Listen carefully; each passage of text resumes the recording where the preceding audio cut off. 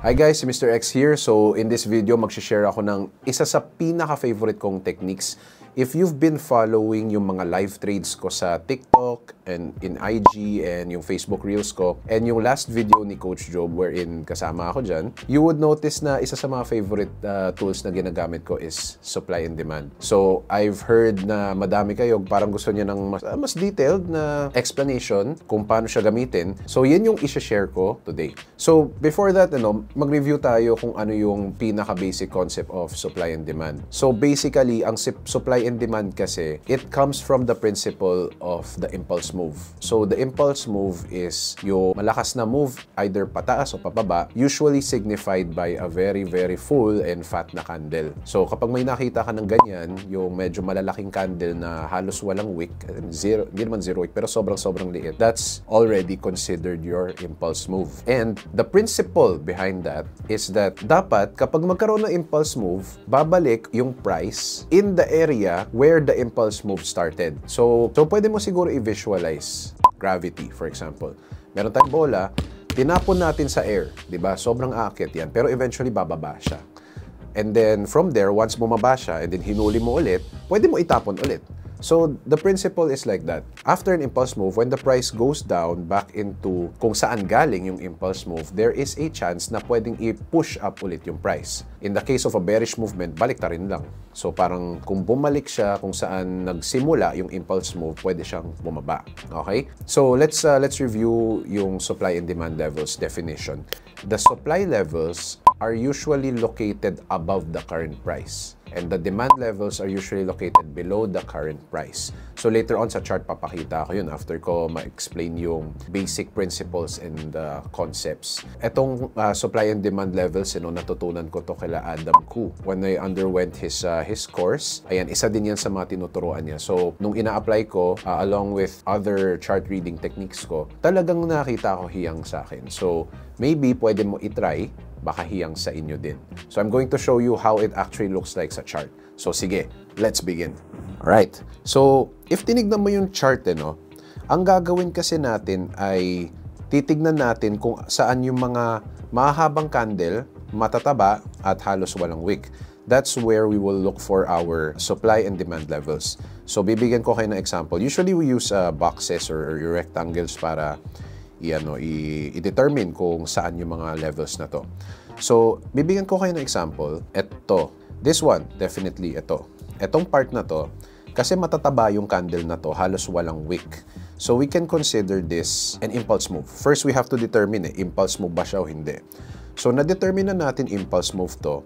And it's a bullish impulse move kasi kulay green yung candle. So, in this case, most likely yung pinanggagalingan niya or what we call the base, yan yung demand level natin. So, punta tayo kung saan siya nanggaling. So, nanggaling siya sa maliit na candle na to. So, this small candle, we will draw a square or a rectangle. Magmumukhang ganito.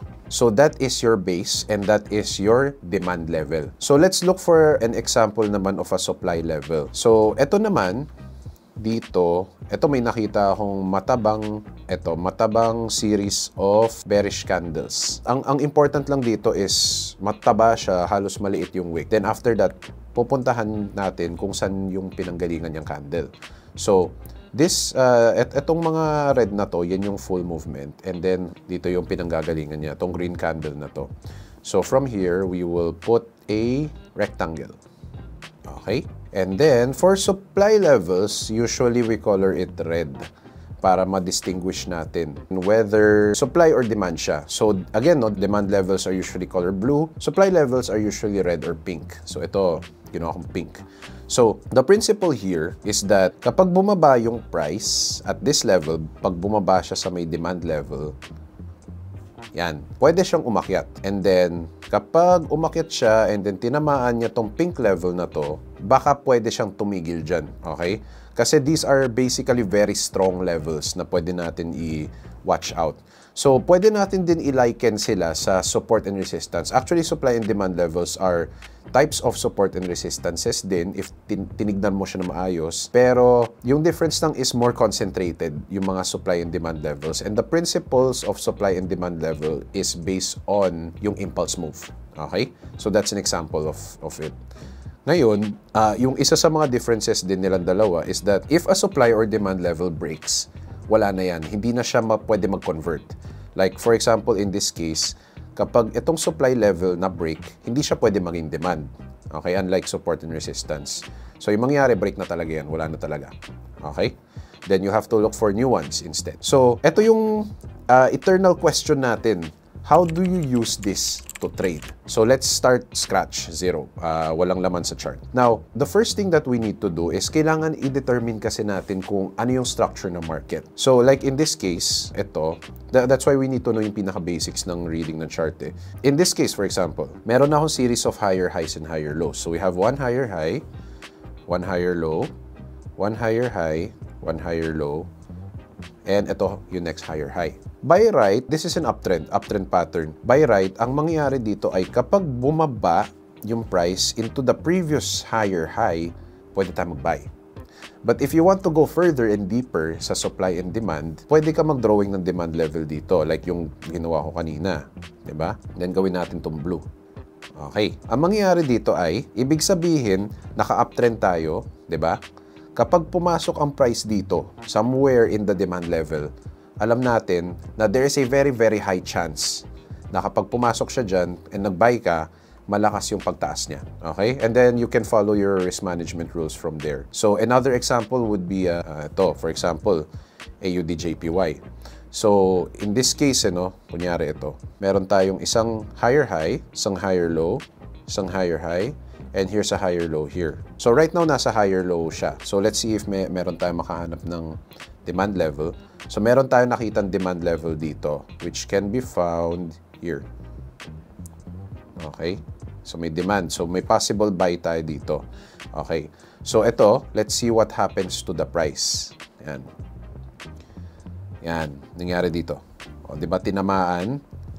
Tinamaan. Na-stuck siya dito. Okay. And then,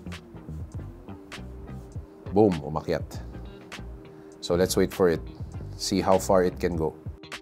Yan. Okay. Now, if you placed your TP somewhere around here,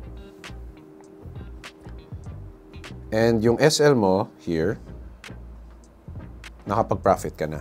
So, ito yung power ng supply and demand levels. Now, as you can see, hindi siya exact talaga no, kunyari, itong part na to, lumampas na onte.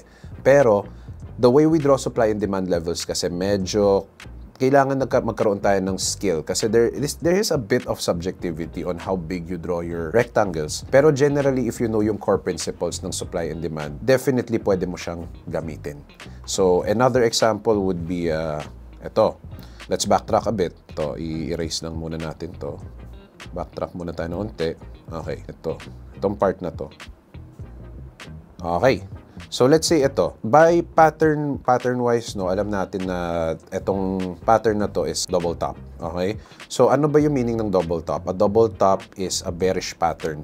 So, pwede rin natin gamitin to ng supply and demand. So, paano? We can wait for a breakout dito sa double top. So, tingnan natin. Magbe-breakout ba siya? So, yun, nag-breakout siya. Okay? So, after the breakout, ano yung gagawin natin? We can sell at the retracement. Okay? So, saan tayo mag-enter? We can use a supply level. So, paanong supply level yan? Ito. We can see a fat impulse bearish candle here. So, kung maglagay tayo ng rectangle dito, gawin natin siyang pink. Then, we can sell once price hits this area. Okay? So, tignan natin kung ano mangyari. So, these are some of the trades that I made din nung nangyari. Yan. Yan. So, tinamaan. And then, yan. So, these are some trades I've made. Ayan. Okay. So, if tinamaan mo dito yung TP mo, let's say nilagay mo TP mo dyan, and siguro yung SL mo mga dito, then you would have already won in this trade.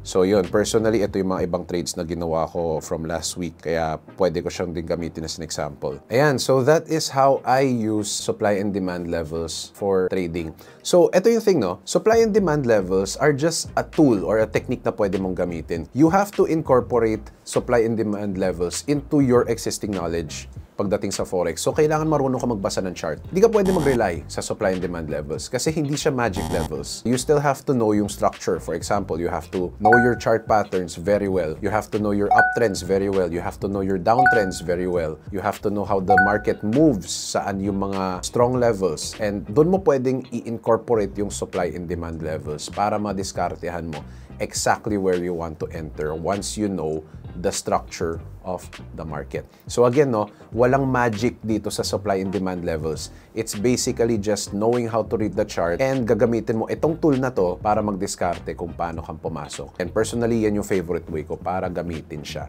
You would also see this in yung mga live trades ko, sa reels ko sa TikTok and Instagram. So if you enjoyed this video, don't forget to subscribe to our The 30-Minute Trader channel.